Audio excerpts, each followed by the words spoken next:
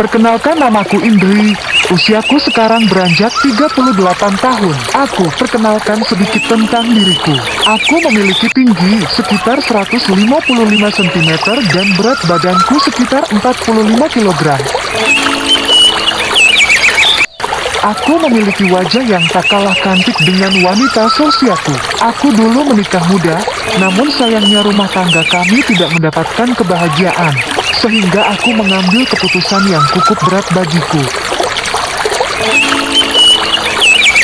Aku harus bercerai dengan Joko, mantan suamiku dulu. Aku sudah mempertahankan hubungan ini, namun aku dan Joko memutuskan untuk mengakhiri hubungan ini. Selama kau menikah dengan Joko, aku dikarunia seorang putri yang sekarang masih duduk di bangku kuliah. Aku menaruh harapan yang besar terhadap putriku itu. Semoga kelak ia mendapatkan jodoh yang baik, agar ia tidak meniru jejak ayah dan ibunya. Aku tinggal bersama putriku di rumah yang cukup megah. Aku ditemani pembantu-pembantuku untuk mengurus keperluan putriku, serta sopir yang selalu mengantarkan aku ke kantorku. Bisa dikatakan aku orang yang cukup berada, namun di sisi hati, aku belum menemukan orang yang tepat untuk mendampingiku di masa tuaku nanti. Kisah ini berawal dari sopir pribadi yang bernama Kandra. Berpamitan pulang kepadaku, aku berpikir mungkin Pak Kandra mau istirahat pulang ke kampungnya. Namun hal tak terduga, Kandra berpamitan untuk menikah dan tidak bekerja lagi sebagai sopir pribadiku.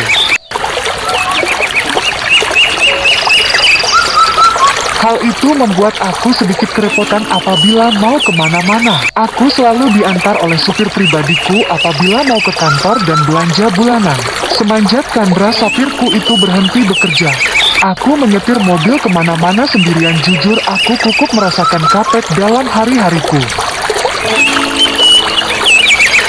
Saat itu melalui staf kantorku aku mendapatkan sopir baruku. Saat itu dengan menggunakan travel Rojali sampai di rumahku. "Berapa umur kamu, Jali?" Aku mencoba bertanya kepadanya yang saat itu Rojali duduk di sofa ruang tamuku. "35 tahun, Bu," jawaban Rojali sambil dia menundukkan kepalanya. "Kamu sudah menikah, Rojali?" Tanyaku lebih dalam. "Sudah, Bu, tetapi aku bercerai dari istriku karena faktor ekonomi. Dan aku memiliki anak umur 8 tahun yang dibawa mantan istriku," ucapnya. Aku mencoba bertanya tentang pengalaman Rojali dalam menyetir. "Ah ya, Rojali, kamu sebelumnya bekerja di mana?" tanyaku untuk memastikan Rojali benar-benar paham akan mobil. "Pernah, Bu. Dulu saya kerja sebagai sopir travel antar kota, Bu. Sudah hampir 3 tahunan," ujar Rojali. "Ya sudah, saya harap kamu betah dan benar-benar serius ya kerja sama saya," ucapnya. Aku menerima Rojali menjadi sopir pribadiku. Beberapa minggu Rojali bekerja denganku semua seperti biasanya. Ia selalu mengantarkan aku ke kantor bahkan untuk belanja kebutuhan rumah.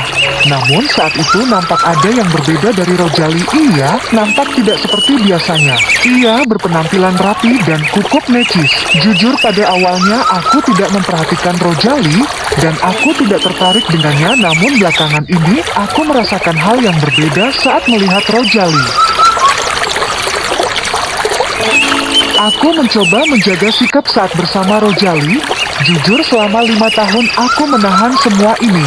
Namun aku juga tidak mau menampakkan semuanya itu di depan Rojali. Memang Rojali cukup lumayan ganteng menurutku dengan posturnya yang tinggi titik. Namun aku mencoba membuang pandangan ketika melihat Rojali. Saat itu, 7 bulan berlalu Rojali bekerja bersamaku. Entah kenapa aku sering memperhatikan Rojali.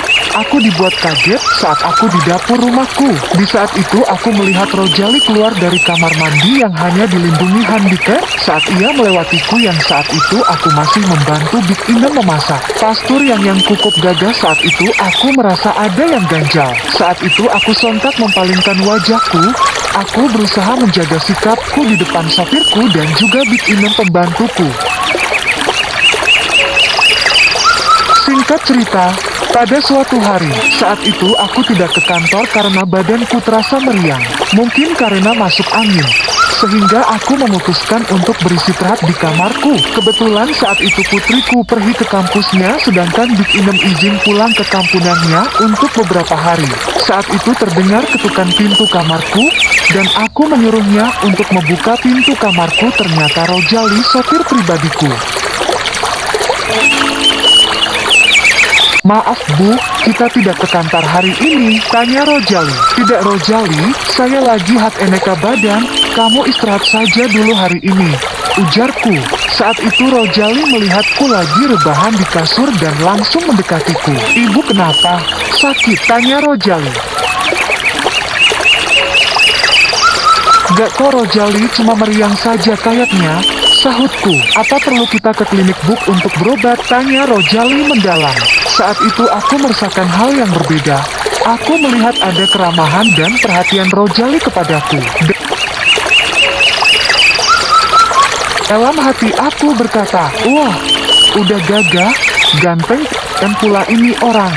Sambil aku melirik Rojali saat itu. "Rojali, kamu saya minta tolong buatin teh ya. Big Inem lagi gak ada," pintaku. "Baik Bu," jawabnya. Rojali pun langsung menuju ke dapur dan tak berselang lama ia kembali lagi ke kamarku dengan membawa segelas teh hangat untukku. Saat itu, perhatian Rojali kepadaku membuat aku berpikir aneh-aneh tentang Rojali. Namun, aku segera membuang jauh-jauh perasaanku terhadap Rojali, karena bagaimanapun Rojali adalah sopir pribadiku. "Kalau ibu meriang, sini aku pijitin Bu, siapa tahu bisa sembuh," kata Rojali. Dena GMT baru melihat ada ketulusan Rojali kepadaku. Aku melihat Rojali yang lugu dan tulus kepadaku. Rojali juga sangat rajin dalam bekerja, namun aku cukup kaget dengan tawaran Rojali kepadaku. "Gak usah, saya gak biasa dipijit jali, tadi juga sudah minum obat," ujarku. "Kalau gak dikerikin saja Bu," jawaban Rojali. Saat itu aku cukup serius memperhatikan Rojali. Rojali saat itu cukup salah tingkah dengan tatapanku. "Saya bisa ngerokin ibu," ujar Rojali dengan menundukkan kepalanya. "Mungkin nanti saya nunggu Big Inem saja kali Rojali," ujarku. "Waduh Bu, iya kalau Big Inem cepat pulangnya. Kalau lama gak diobati nanti jadi parah Bu," ujar Rojali. Saat itu aku tidak menjawab apa-apa. "Emangnya kamu bisa?" "Saya takut loh Rojali kalau kamu yang ngerokin." "Ibu takut? Soalnya ibu gampang banget," ujarku. "Gampang apa Bu?" tanya Rojali. "Gak ada kok Rojali," jawabku. Saat itu aku membayangkan hal yang aneh-aneh. Entah kemana pikiranku saat berada di dekat Rojali. Akhirnya aku menerima tawaran Rojali. "Sebentar ya Bu, saya ambil koin dan minyak di dapur," wajar Rojali. Benar-benar di luar dugaanku. Rojali sangat perhatian denganku. Aku melihat jam di dalam kamarku masih jam 9 pagi. Tak berselang lama Rojali kembali ke kamarku dengan membawa sebuah mangkok berisi minyak dan koin. "Mau dikerikin sekarang Bu?" tanya Rojali. Akhirnya aku luluh dibuatnya. "Iya Rojali, sekarang saja," sahutku. Saat itu, jantungku berdebar sangat kencang tak seperti biasanya, meskipun aku sudah berpengalaman. Aku tak bisa mengusir debaran yang ada di hatiku saat itu. Keringat dingin yang aku rasakan di telapak tanganku. Tanpa sadar aku melihat Rojali yang saat itu hanya mengenakan kaos oblong dan juga training yang menjadi kesukanku.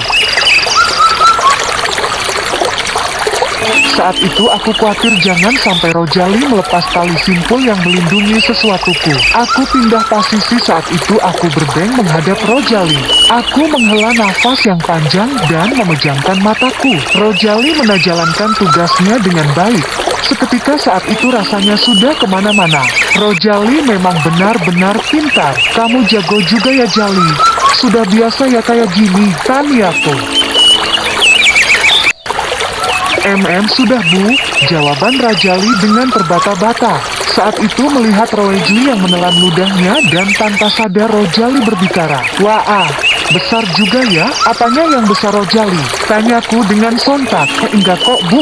Sahutnya. Kamu jangan bilang Big Inem ya kalau sudah bantuin saya kayak gini. Ucapku. Memangnya kenapa, Bu? Kan memang besar? Pujian Rojali kepadaku. Apanya sih, Rojali, yang besar? Tanyaku lebih dalam. Dari tadi besar-besar bikin ibu salah fokus saja deh, Bu. Jawaban Rojali sambil menempelkan tanah gennya di tempat yang tuju. Saat itu aku kaget tak berdaya apa-apa. Aku sangat dipengaruhi dengan kondisi itu. Kamu bisa jaga rahasia ini kan, Rojali? Tanyaku dengan dalam kepada Rojali. Pastilah, Bu. Saya jaga rahasia ini, ujar Rojali. Saat itu Rojali pun memainkan tugasnya dengan baik. Aku hanya menghela nafas panjang saat Rojali memainkan tugasnya dengan baik. Sudah hampir 5 tahun aku tidak merasakan semuanya ini. Kini ada Rojali. 5 menit saat kami mendalami peran di dalam hamarku, terdengar suara Big Inem dari luar rumah. Sontak aku langsung menyuruh Rojali untuk keluar dari kamarku. Aku masih setengah sadar dibuatnya, namun Rojali masih saja memainkan perannya. Aku sontak menyuruhnya buru-buru pergi. Akhirnya Rojali pun tanpa penyelesaian keluar dari kamarku. Tak berselang lama, Big Inem pun ke kamarku. Dan saat itulah aku menjalin hubungan bersama Rojali, sopir pribadiku. Aku melakukan semua ini dengan Rojali di luar rumah saat aku pulang kantor. Maupun apabila aku tak banyak kerjaan di kantor, aku selalu mengajak Rojali ke villa pribadiku. Biarlah semua ini menjadi rahasia dalam hidupku bersama Rojali, sopir pribadiku.